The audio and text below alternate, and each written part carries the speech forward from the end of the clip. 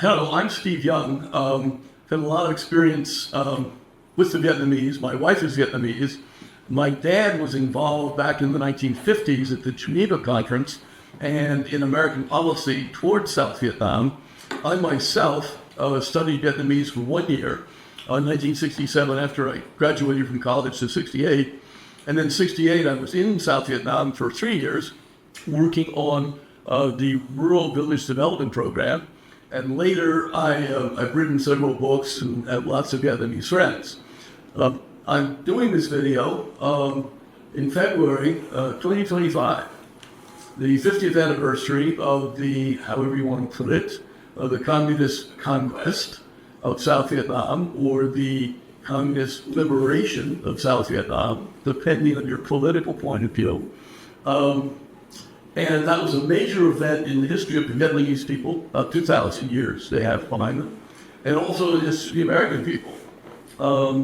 What I'd like to do right now is just tell you a little bit about my personal experience with the refugees. As you may know, now in the United States, I forget the number, we have something, 1.5 million, maybe more than that, of Americans of Vietnamese descent. We have 3 generations. We have the Vietnamese who were born and raised in Vietnam, came over here starting in 1975, 50 years ago, starting in about 2 months, April 30th, 1975. And then later people came as boat people and family reunification and others.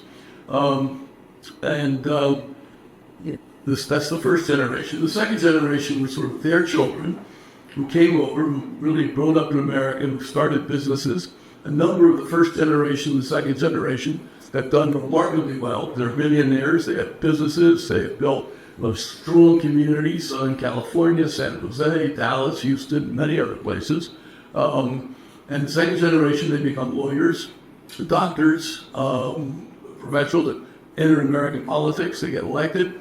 This third generation are sort of Vietnamese who were born here, who had their grandparents were the immigrants, and they're pretty much, to my way of thinking, sort of Americanized. And they don't speak necessarily Vietnamese that well, which is why, frankly, I want to do this interview, make this recording in English, both for the third generation of Vietnamese Americans and for other Americans who don't speak Vietnamese at all, to sort of share some things. In any case, to go back to 1975, the refugee movement. So, my personal experience was, it was a Sunday, March 30th, and my wife and I, we just bought an old house in Brooklyn, New York City. I was a young lawyer. I was working law firm. I graduated from Harvard Law School, and we're in the house, and we're fixing it up. We have to scrape the old paint off windows, repaint things, and stuff like that. And I don't know, it was about 4 o'clock in the afternoon, and we had the radio on for music. And the music program was interrupted with a news flash. Now, I know that several months before, the communist forces had started an offensive. They started in early February, I think. And this was now March 30th, about 2 months. And they had been very successful in attacking the South Vietnamese. All the American troops had left. They had left by late 1972. And the situation looked pretty worrisome for the nationalist Vietnamese. When we're talking about the nationalist Vietnamese, usually we say South Vietnamese, but they had a cause. It was nationalism. It was their own values, Vietnamese values. Anyway, so the radio came on and it said that the city of Da Nang, a big city in the central part of Vietnam, had fallen to the communists. And I just knew that South Vietnam was lost, because the military commander of that region, it's called First Military Region, was No Hang Trung, who was really probably the best general the Vietnamese nationalists, the South Vietnamese, had.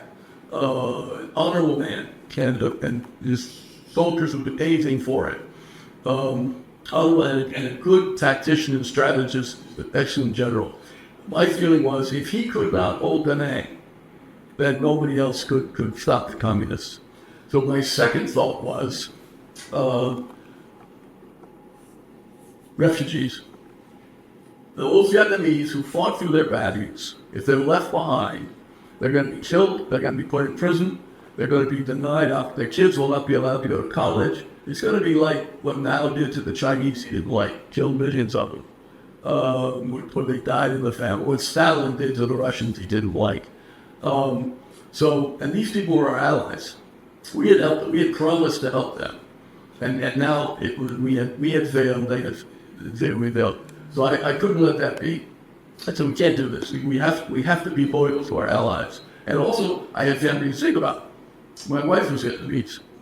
And in fact, after the communists took over, some of her in-laws were disciplined by the communists because they had received money from her back in 1970, 1969. So her relatives were compromised, not only because her brothers and some were served in the army, her father had been a landlord, but she compromised her family by marrying me. So I set the responsibility for my in-laws. So anyway, I had a good friend. His name was Parker Board, and he was one of Henry Kissinger's staff aides. Now, Henry Kissinger then was the Secretary of State of the United States.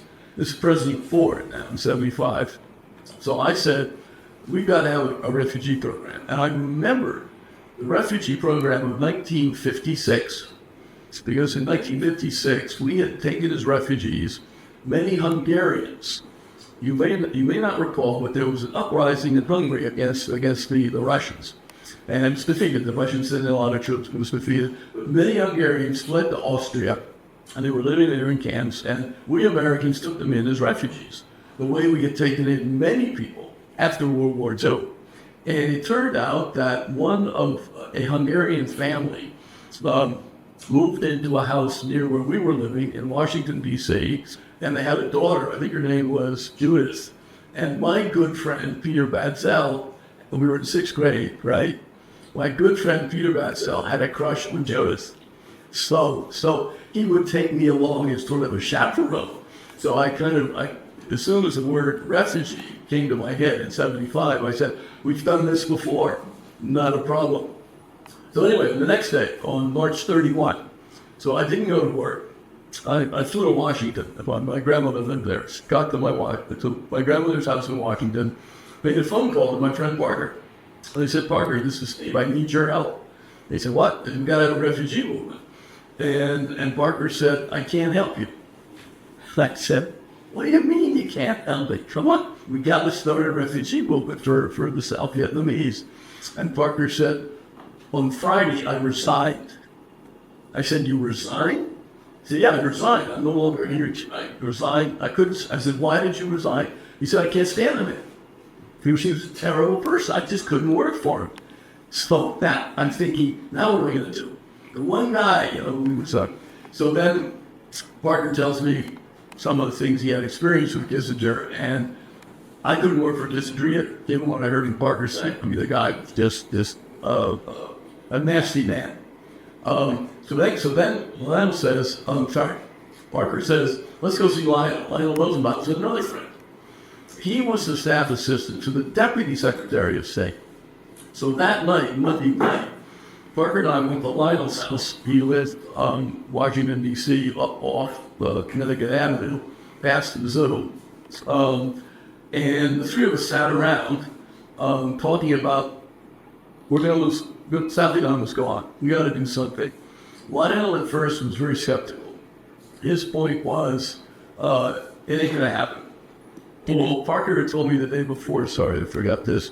I was on the phone. He said, Steve, nobody cares. Kissinger doesn't give a damn about the Vietnamese, and Ford wants the Vietnam War to go away. And so on Monday night, Lionel was kind of saying he's being a very practical bureaucrat. I don't see any way this could get done. And Parker was he's tried. He put his career on the line. He resigned from Kissinger. What's his future going to be in the Foreign Service? You don't turn your back on the big man, right? But then Lionel said, look, Steve, tomorrow, Tuesday lunch, there are a group of guys, you know most of them. We've been meeting sort of once a week to follow the situation. in South Vietnam. Why don't you come by and make your case? Because these are guys from the state, Ken Quayle's from the National Security Council, so-and-so's from the CIA. Make your case. So I said, okay. So I showed up at the State Department about lunchtime, went up, but the meeting was to be held in Kissinger's office. Kissinger was out flying overseas somewhere.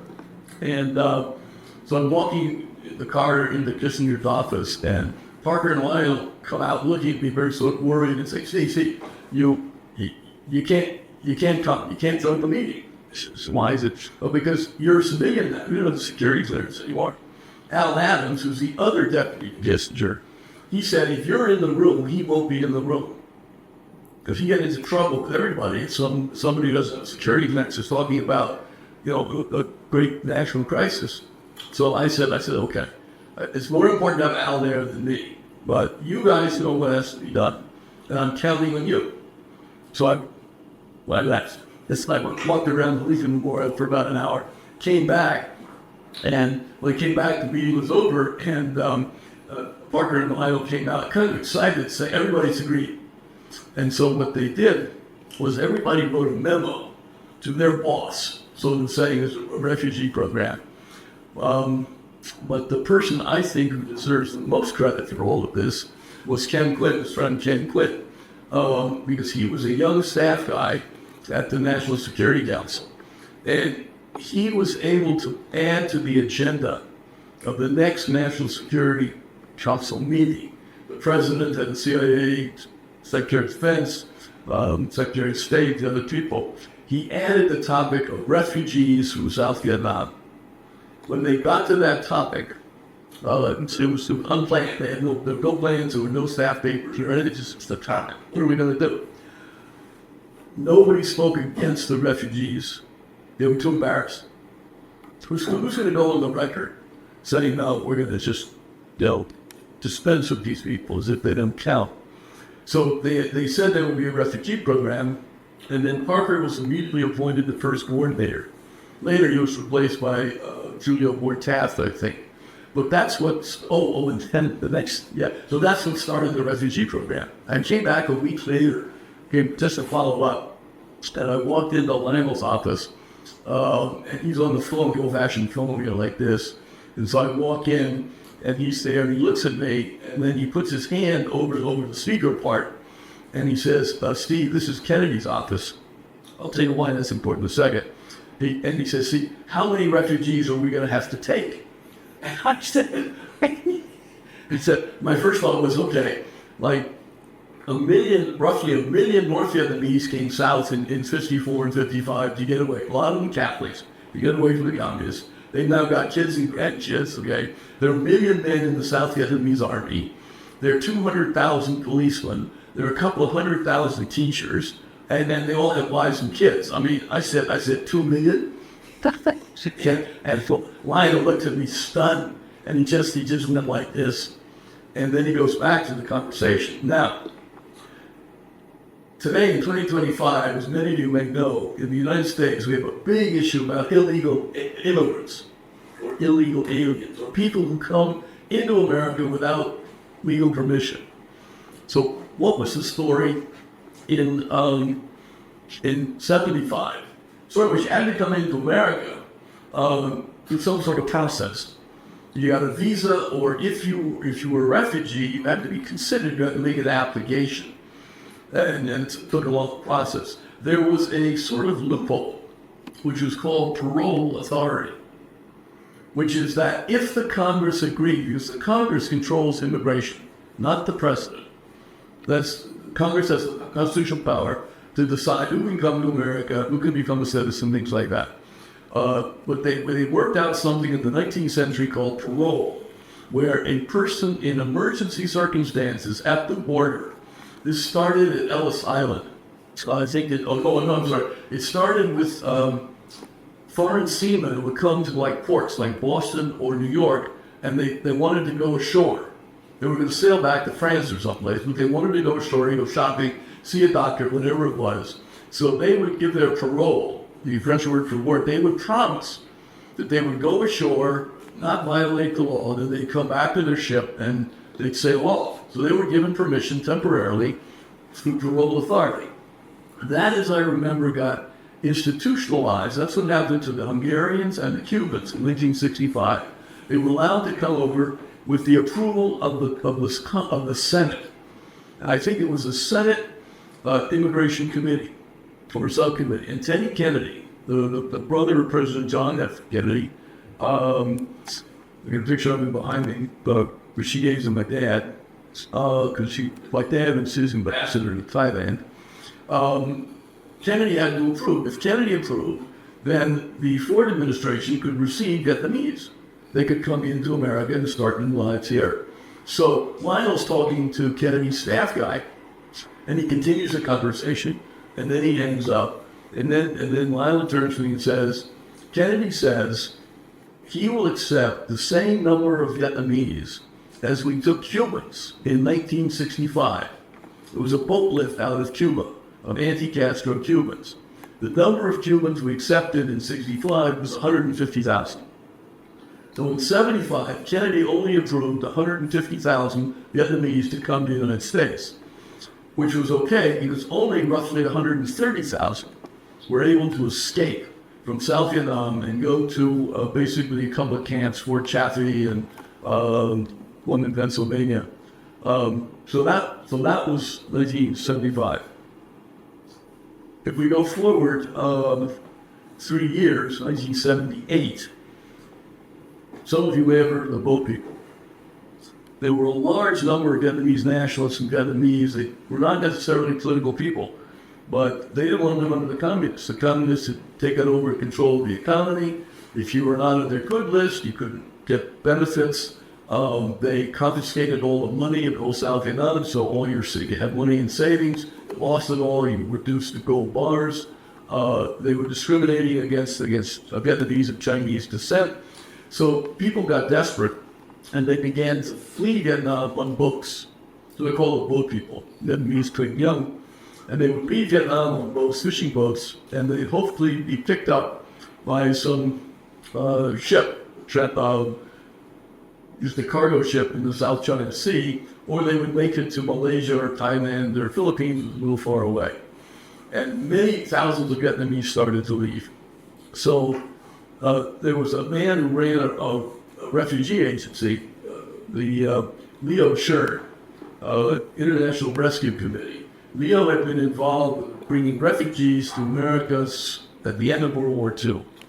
And he thought it was just it was unconscionable for us to abandon our allies. A lot of these boats would sink, people would drown. Thai fishermen would go out, catch a boat, rape the women and the girls in the boat. So he wanted to put together a citizens commission to go visit the camps in Southeast Asia. Also at this point, the communists had taken over Cambodia and Laos. Now in Cambodia, we don't hear very much about this, but it started 50 years ago, from this year. The Khmer Rouge, Pol Pot, they took over power in Cambodia. And they had their communism was very much a black and white communism as the good people and bad people. If you were a good person, you could live. If you were a bad person, well, they killed you. And the Khmer Rouge contract would say to people, if you live, we gain nothing. If you die, we lose nothing. So why not kill you today? And then the communists took over Laos, and they started punishing the Hmong people in the hills, because the Hmong had fought against the North Vietnamese and the Lao communists. They were American allies, and so they were fleeing across the river, and the Thai would round them up and put them into a big refugee camp and they died. So with Leo and 5 or 6 other people, I do want to make the point because we Americans in 2025, we're so conscious of race and gender, white people, black people, other kinds of people.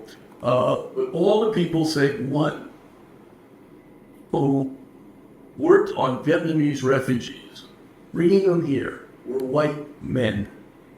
So one African American, Byron Rustin, whom I got to know on the trip over in 78. But no other African Americans spoke out to help the refugees. No Chinese Americans, no Japanese Americans. basically out to white men. I don't know, yeah, that's a personal thing, because I'm a white guy.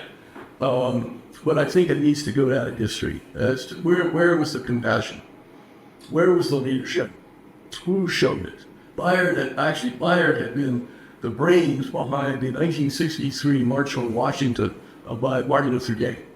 He was a very, very important African-American leader. I really felt honored, getting to know him. Well, we went out there, we visited the camps, we came back, lobbying the Carter administration to have a refugee program. And Secretary of State Cyrus Vance, other people, Pat Darian was Assistant Secretary of Human Rights, they agreed.